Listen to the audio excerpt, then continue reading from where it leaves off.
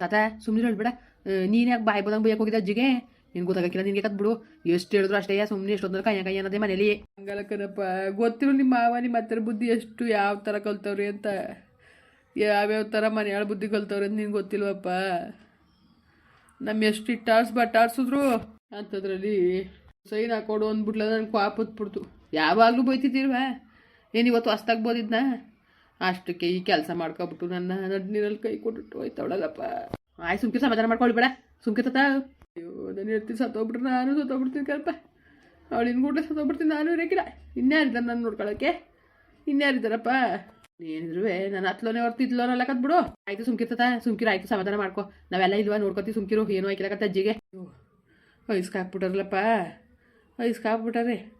ತಣ್ಣೀರನ್ನೇ ಕುಡಿತಿದ್ದಿಲ್ಲ ಅವಳು, ಐಸ್ಕಾಕ್ಬಿಟ್ಟಾರಲ್ಲಪ್ಪ. ಹೊಸ ಚಳಿ ಆಗ್ತದ. ಅಯ್ಯೋ ಅದು ಐಸಲ್ಲ, ಐಸಿಯು ಅಂತಕತ್ ಸುಮ್ಕಿರು. ಅಯ್ಯೋ ಏನೋ ಕಾಣೆ ಕತ್ತು ಹೋಗತ್ತಾಗೆ. ನಮ್ಮ ಮನೆ ಬರ ಸರಿ ಇಲ್ಲಕತ್ತೆ, ಸರಿ ಇಲ್ಲ ನಮ್ಮ ಮನೆ ಬರ. ಅಯ್ಯೋ ಕರನ್ ಬೇಡಿ, ಹಳಾದ ಬಡ್ಡಿ ಅದ. ನಾನು ಇರ್ನೇ ಬಿಡ್ದಾಕಿತ್ತು. ಅವಳಿಗಿಂತ ಮುಂಚೆ ನನ್ನ ಜಣನೇ ಹೊಂಟೋಗ್ಬಿಟ್ಟಿರು, ನೆಮ್ಮದಿ ಆಗತ್ತದಾಗೆ. ಅಯ್ಯೋ ಭಗವಂತ, ಸುಮ್ಕಿರಿಗೆ ಅಳ್ಬೇಡ ದೇವ. ಯಾರು ನಿಮ್ಮ ಕಡೆಯರಿದ್ರೆ ನಿಮ್ಮ ಮಾವನಿಗೆ ಹೇಳ್ಬಿಟ್ಟು ದೊಡ್ಡ ಡಾಕ್ಟ್ರಿಗೆ ಒಂಚೂರು ಫೋನ್ ಮಾಡಿಸ್ಬೇಕಾಯ್ತು ಕಣ್ಮಗ. ಏನಾರು ಒಂಚೂರು ನೋಡೋರೆ ಹೆಂಗೋ. ಓಹೋ ಹೇಳಿನ್ಕ ಸುಮ್ಕಿರು. ಮಾವನದು ಯಾರಿಗೂ ಫೋನ್ ಮಾಡಿತ್ತಂತೆ, ಹಾಸ್ಪಿಟ್ಲಿಗೆ ಡಾಕ್ಟ್ರಿಗೆ ಫೋನ್ ಮಾಡಿ ಹೇಳಿದೆ ಸುಮ್ಕಿರು. ನಮ್ಮ ಕಡೆ ಚೆನ್ನಾಗಿ ನೋಡ್ಕೊಳ್ಳಿ ಅಂದ್ಬಿಟ್ಟು ತಲೆಗೆಡ್ಸ್ಕೊಬೇಡ ನೀನು. ಅವಳು ಹುಷಾರಾಗಿ ಬಂದ್ಬಿಟ್ರು ಸಾಕು ಕಣಪ್ಪ.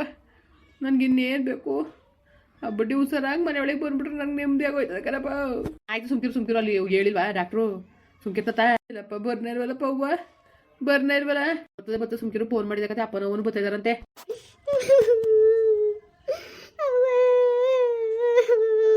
ಅಯ್ಯೋ ಮಗಳೇ, ನಿನ್ ತಾವಲಿ ಮಾಡ್ಬಿಟ್ರು ಬಿಟ್ಬಿಟ್ರು ಹೊಂಟಾಯ್ತಾಳಲ್ಲವ ನಿಮ್ಮ ಅವ್ವ. ಓ ತದ ಸುಮ್ ಕುತ್ಕೋ ಅವ, ಅಳ್ಬೇಡ ಸುಮ್ಕಿರು. ಸುಮ್ನಿರ ಅಳ್ಬೇಡ ಅದಕ್ಕತ್ತಿ.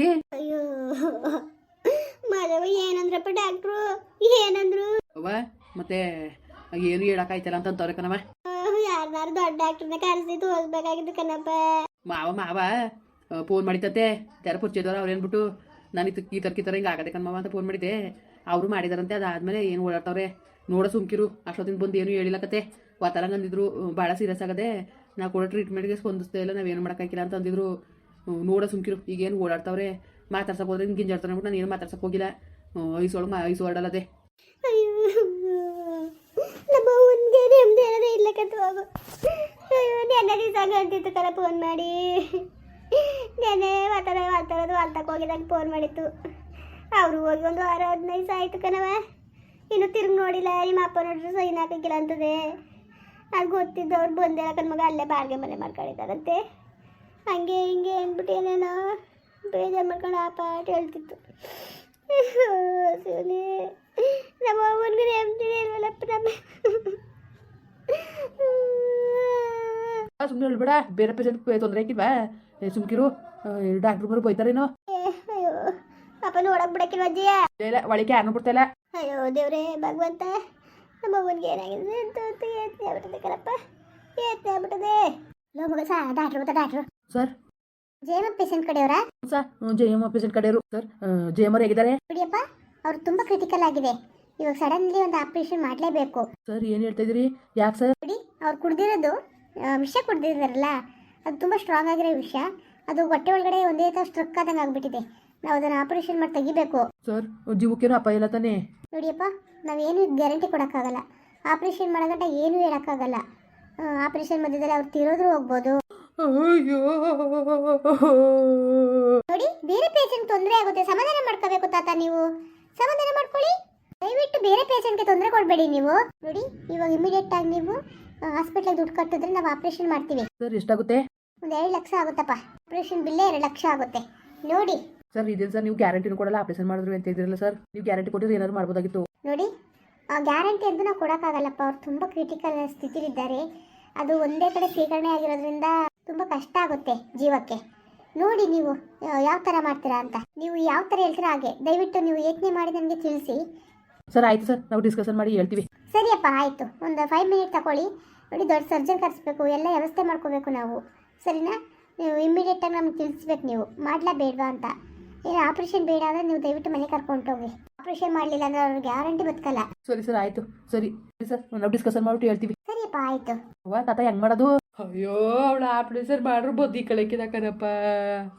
ಇವ್ರು ದುಡ್ಡು ಕಿತ್ಕೊಳಕ್ಕೆ ಸಲುವಾಗಿ ಹಂಗೆ ಅಂತವ್ರೆ. ಸುಮ್ಮನೆ ಯಾಕೆ ದುಡ್ಡು ದಂಡ ಬೇಡ ಬಿಡು. ಕರ್ಕೊಂಡ್ರಿ ಕೊನೆದಾಗಿ ಮನೆ ಒಳಗೆ ಜೀವ ಬಿಡ್ಲಿ. ಡಿಸ್ಚಾರ್ಜ್ ಮಾಡಿಸ್ಬಿಡಪ್ಪ, ಡಿಸ್ಚಾರ್ಜ್ ಮಾಡಿಸ್ಬಿಡು. ಅವಳು ಬದುಕಕ್ಕಿರಕತ್ತೆ. ಅಲ್ಲೇ ಕಣ್ಣಲ್ಲೇ ಜೀವ ಹೋಗಿತ್ತು ಕಣಪ್ಪ.